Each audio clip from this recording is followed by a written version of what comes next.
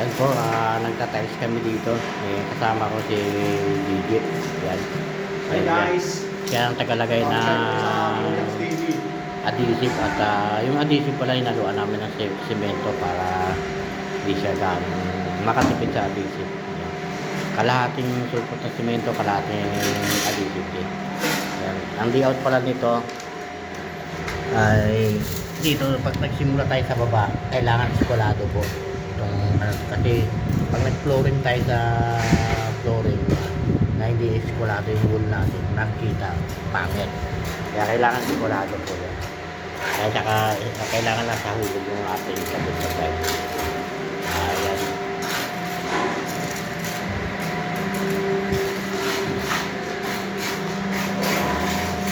Yan na po na ikabit namin ngayon.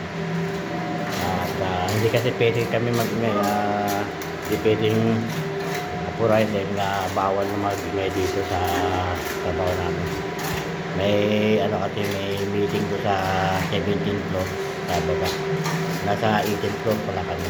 Yan hanggang dito po guys ang aking short video para kahit paano may makuha kayong ideya dito sa ginagawa namin. Bye bye!